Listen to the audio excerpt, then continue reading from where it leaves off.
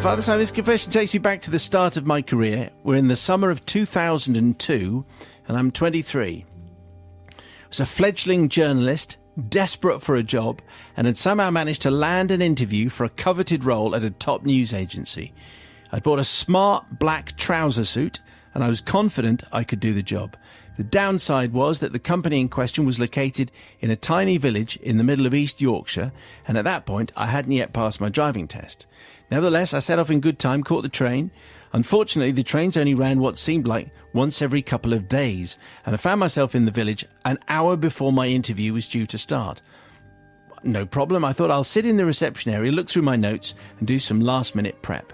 I entered the building and introduced myself to the two gossiping receptionists sitting behind the desk. They looked at the clock.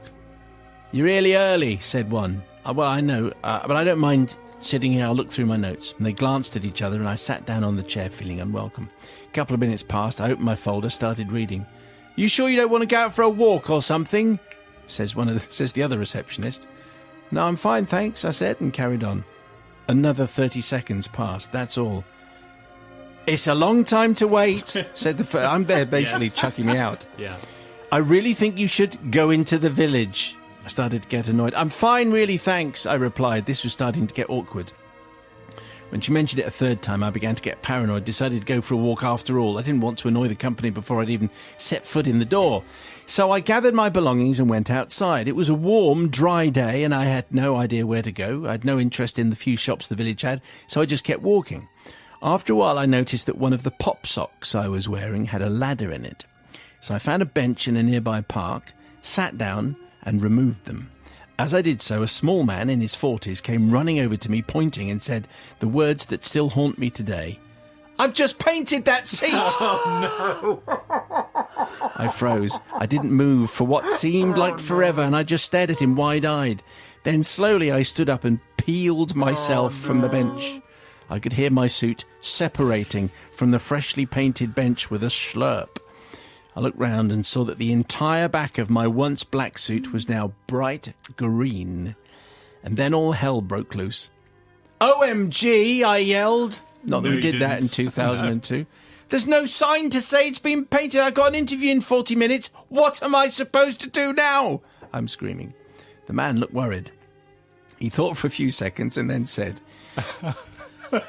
What do you think he's going to say? Well, "I've got some black paint." No, he's even stranger. He said, "Well, my wife's about your size. I'm sure she might have something you could fit." Right. I just stared at him. I couldn't quite believe what was happening. And then he said, "Stay here, I'll be back in a minute." And he disappeared. A few minutes later, he came rushing back with another man of a similar age. What? "This man lives nearer," he said. "His daughter's about your size. She'll have something you can wear." No way. Well, Simon, I had two choices. In the absence of any shops where I could purchase an emergency outfit, I could either go back to the interview covered in bright green paint, or I could risk going back to this man's house in the hope of finding something in his daughter's wardrobe. I chose the latter. So, so she's going. So she's going to She's going back to this guy's house. Okay. Right, okay. "So what do you do in the park?" I asked. Yeah, let's make conversation now. Yeah. "I walk around it," he says, looking a bit confused. Brilliant, I thought. He didn't even work in the park. He's just some random bloke who happened to be walking there. We arrive at his house about 5 minutes later. "Mary," he calls in as we walk through the door. "I've got a young lady here who's got an interview in 20 minutes. She's got paint on her clothes. She needs something to wear. Could you find something of Stacey's?" A small round woman with curly brown hair appears from the kitchen.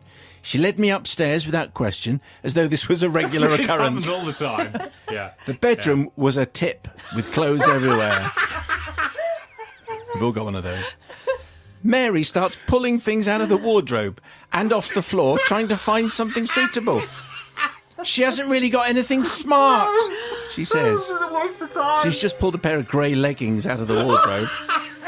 I surveyed the room, a renewed sense of dread washing over me.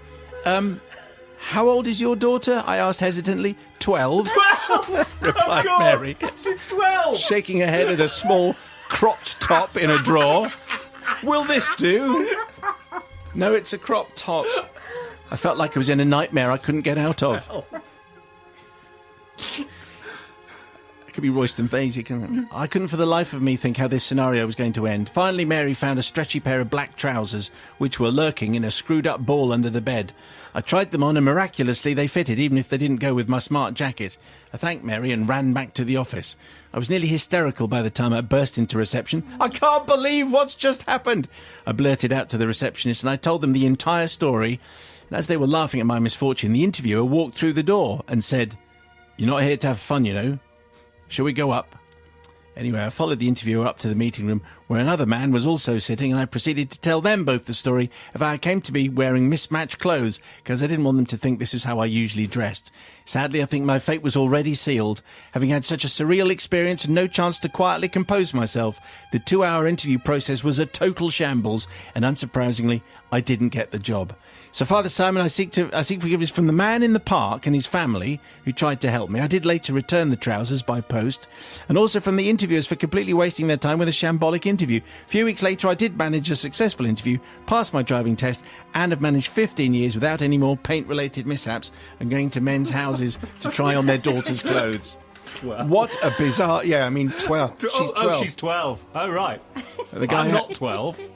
The guy hadn't quite worked out what the problem was there. Anyway, what an extraordinary incident here from Sarah. Bobby, what do you say? I thought she was going to say, just give me some school uniform and I'll wear that instead. I love, what a lovely story, what a lovely park keeper. I know he should have put the sign up and he started all this, but at least he went, OK, what can I do to fix it? And found someone else, and I loved it. I absolutely loved it. I didn't like the receptionist. I thought they weren't very nice and they could have made you a cup of tea. Fault. It is kind of their fault. Yeah, it is. Why didn't they just say, yeah, have a cup of tea? Is there anything we can help you with? That's what kind of, I don't know. I say what most normal people would do, but there. I think you're right. I think everybody is forgiven, and let's face it, it wasn't a job you needed. You got another one, so everything's all right. Everything came out in the wash except for the paint. Very good. You're Matthew. forgiven. Yes. This is like the kind of nightmare that you have before the interview, isn't it? Where you think, like, going in there naked or going in there and not being able to answer any of the questions or anything like that. This is just unbelievable. She found herself in a stranger's daughter's bedroom. It's just trying on 12-year-old clothes. 20 minutes to go, and I'm like, why am I in this house? A crop top? What? I don't know what's going on. It's superb. And also, it's the paper's loss. What a great story this would have been. Could have had this in your newspaper. And what are you doing a 2-hour interview for? Who does a 2-hour interview? If you don't know after 10 minutes, you're not hiring them. There must have been like a paper or something. Ridiculous. So I am going to say forgiven.